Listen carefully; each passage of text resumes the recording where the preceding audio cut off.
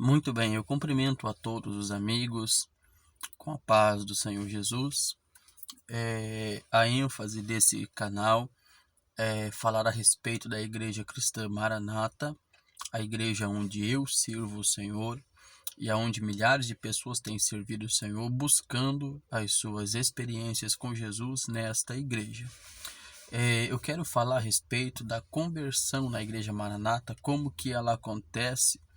E uma das formas com que o Espírito Santo ele vai atraindo as pessoas a quais Deus quer se revelar, e acontece de maneira muito maravilhosa essas experiências. Como texto base para isso, eu podia abrir a Bíblia e lermos juntos, mas vai demorar muito. Eu vou falar um texto do Velho Testamento, 1 Reis, capítulo 10 e versículo 6, que ele conta a história de dois personagens da Bíblia.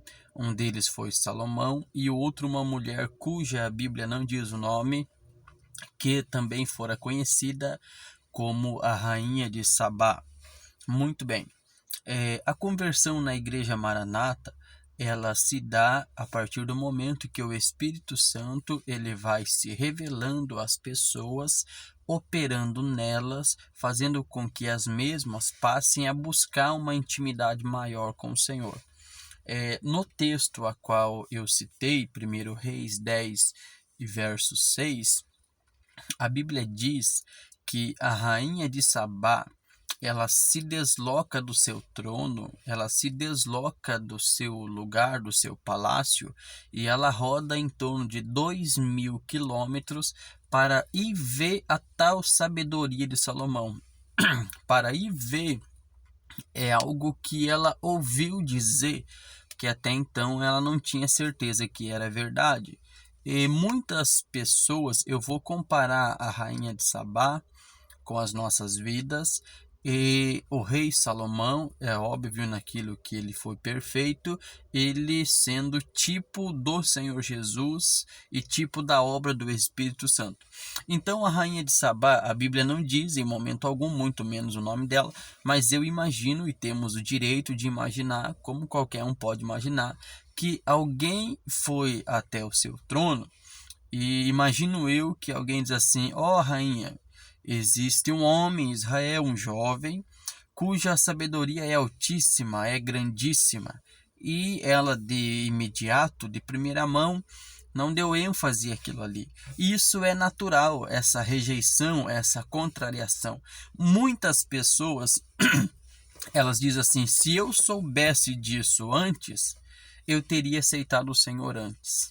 Então é natural essa rejeição, né? Quando alguém nos convida, quando alguém fala de Jesus, nós que não conhecíamos o Senhor, é diferente daquele que nasceu na igreja. Mesmo aquele que nasceu vai ter que ter a sua experiência de salvação com Jesus, mas ele já conhece, na sua simplicidade, os pais ensinaram a orar, mas diferente daqueles que nunca conheceram Jesus, que nunca ouviram falar do Senhor, como aconteceu comigo e com milhares de pessoas, e como aconteceu com aquela mulher.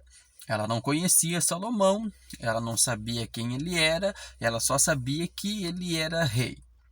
Assim aconteceu comigo, eu sabia que existia igrejas evangélicas e eu achava que todas as igrejas eram de certa forma iguais. Tudo era em torno de dinheiro e fama, e a minha ênfase, o meu propósito não é atacar ninguém, mas nós sabemos que as religiões hoje, se você ligar a tua TV num domingo cedo para assistir qualquer programa evangélico, primeiro vai estar lá embaixo na sua tela a conta e agência bancária pedindo que você contribua. Sempre dinheiro, contribuições.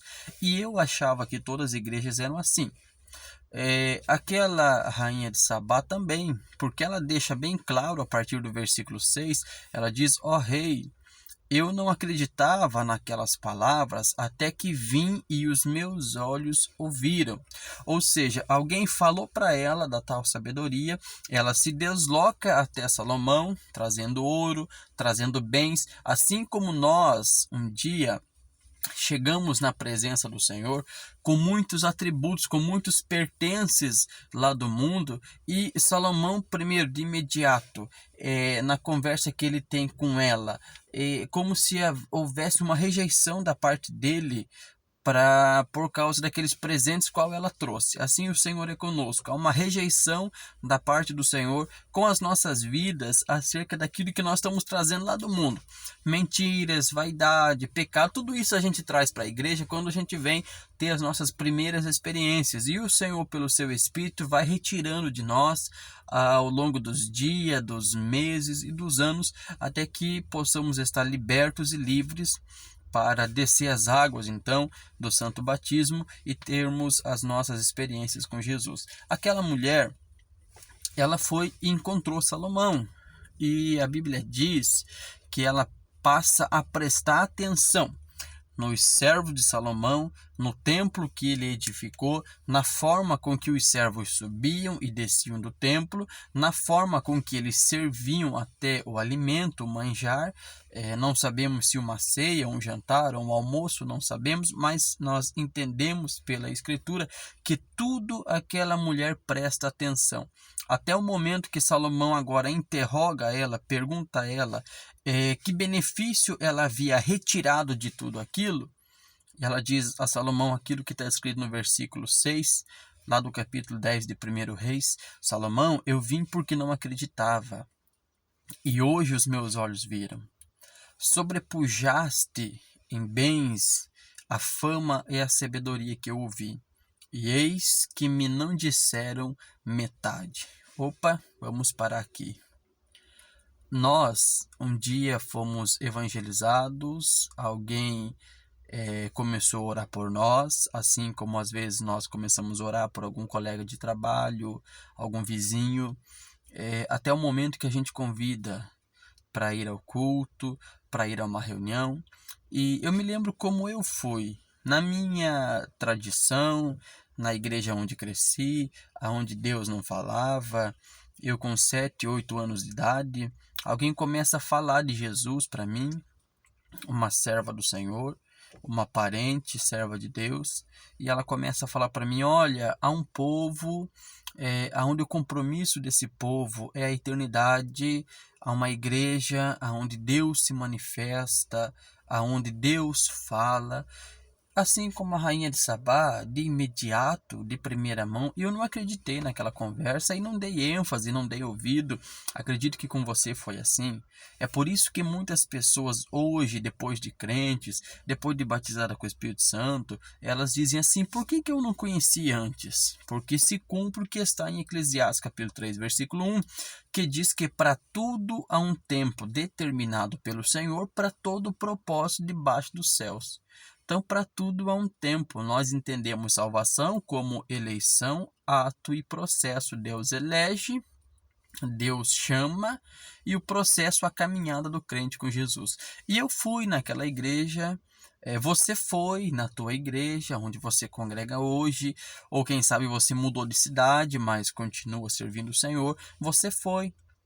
E o culto se iniciou. Eu nunca vou esquecer daquele culto naquela cidade de Canoinhas, no estado de Santa Catarina, um culto de quarta-feira à tarde, aonde Deus falou comigo profundamente, porque eu tinha tido um sonho, ninguém sabia do sonho, e através de uma revelação do Espírito Santo, que não é segredo para ninguém, está lá em 1 Coríntios capítulo 12, a partir do versículo 3, o apóstolo Paulo relata os 9 dons espirituais, e naquele culto Deus falou comigo.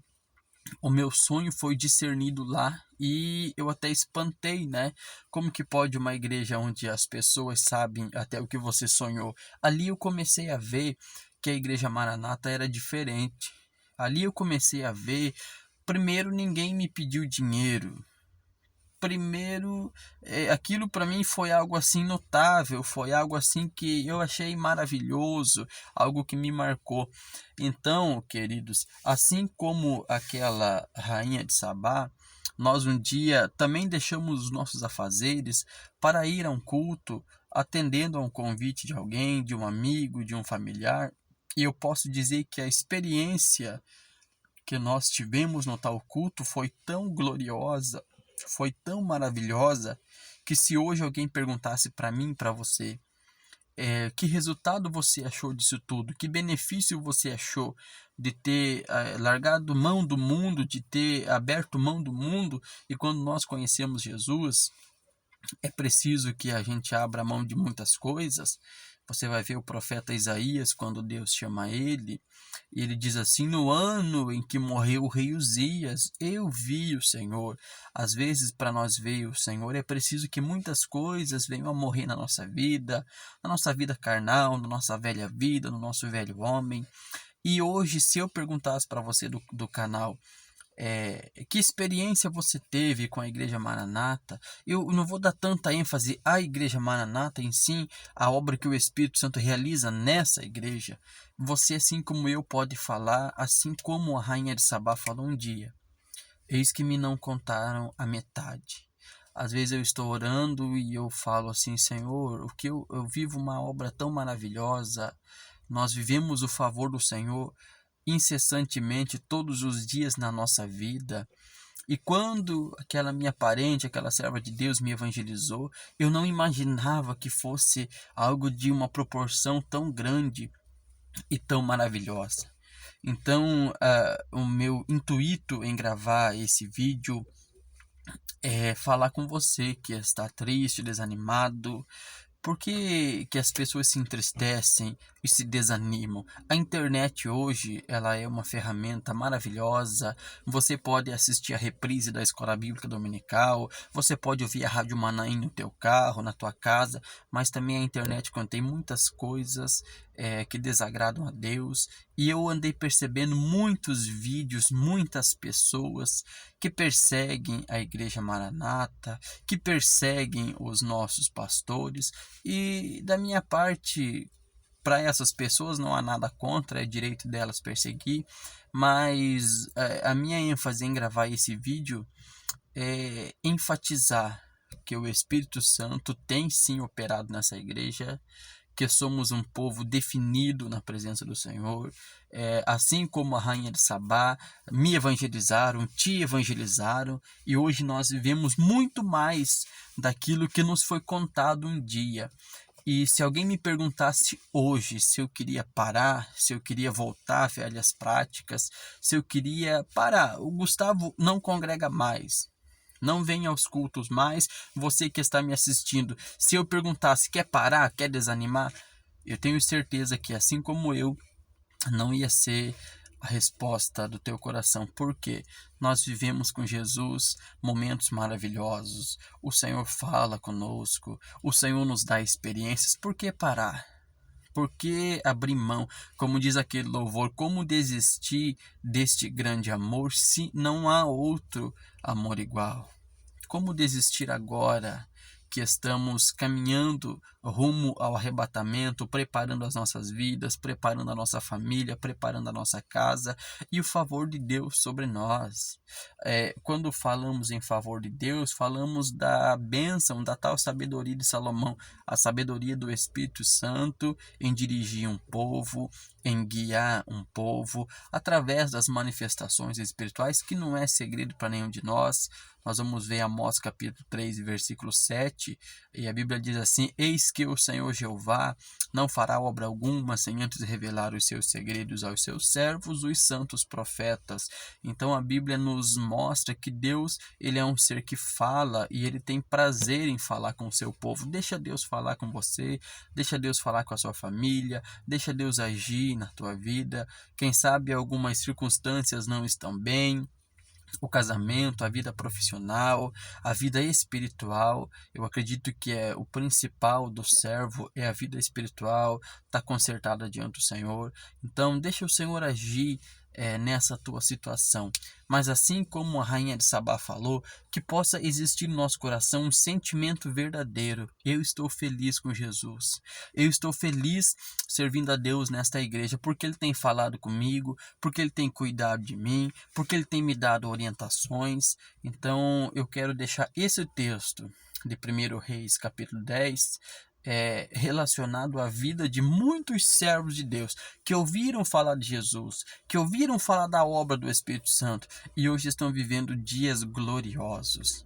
Hoje nós vemos dias maravilhosos. Eu posso dizer assim, aquela minha prima, sim, ela me evangelizou, ela falou do Senhor, ela teve todo um trabalho de buscar na minha casa, de me levar para os cultos e tal, mas eu posso falar assim, tudo aquilo que ela falou para mim, eu vejo e vivo hoje muito mais. Porque é assim que o Senhor faz. O Senhor ele vai se revelando, o Senhor ele tem o seu jeito de agir, o seu jeito de se manifestar.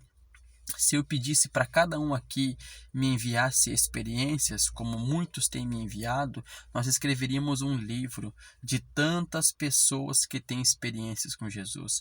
E isso é bíblico, porque o apóstolo Paulo, quando ele vai se justificar diante dos falsos profetas lá na igreja de Corinto, o apóstolo Paulo, a Bíblia diz que ele se justifica de uma única forma. Quando os falsos mestres diziam assim, nós curamos, nós profetizamos, demônios nós expulsamos, revelações nós temos e nós temos uma carta de recomendação do sacerdote, mas o apóstolo Paulo sabia que eles eram falsos e mentirosos. Paulo conta uma experiência e Paulo diz assim, olha, conheço um homem, se no corpo ou fora do corpo, eu não sei, Deus o sabe, mas foi arrebatado, subiu ao terceiro céu e viu coisas que a vocês nem é lícito contar. Nós vivemos essas experiências com o Senhor a cada dia. A vida de experiências não é um segredo para ninguém. A vida de experiências está muito relatada na palavra de Deus. Deus se manifesta. Deus dá sim experiências e experiências benditas e experiências novas a cada dia, a cada manhã. Basta que sejamos sensíveis à voz do seu Espírito. Que o Senhor te abençoe. Assim como a rainha de Sabá falou um dia, que possa existir aqui dentro teu e do meu coração. Não me falaram nem a metade. Me falaram da igreja, dos louvores, da bênção apostólica, da ordenação, o ministério. Que coisa gloriosa quando Deus chama um dos nossos irmãos para o ministério. Ele não vem por votação, ele vem por revelação, ele vem por orientação. É como Paulo chamando Timóteo, dizendo, Timóteo, não despreze o ministério que é em ti, o dom que é em ti, o qual te foi dado por profecia, por imposição de mão dos pastores. O ministério nessa obra é por profecia. Primeiro Deus fala, primeiro Deus mostra, aí Deus prepara e chega um momento que o servo é chamado, é retirado do seu local, é ungido e agora passa a ser pastor, diácono nessa obra que é tão maravilhosa. Queridos, que o Senhor te abençoe. Se você quiser escrever a tua experiência para mim, o WhatsApp meu está aqui no canal, no link da descrição embaixo. Envia para mim, vai ser uma alegria testemunhar através das redes sociais as tuas e as minhas experiências. Assim eu desejo a todos a paz gloriosa do Senhor Jesus.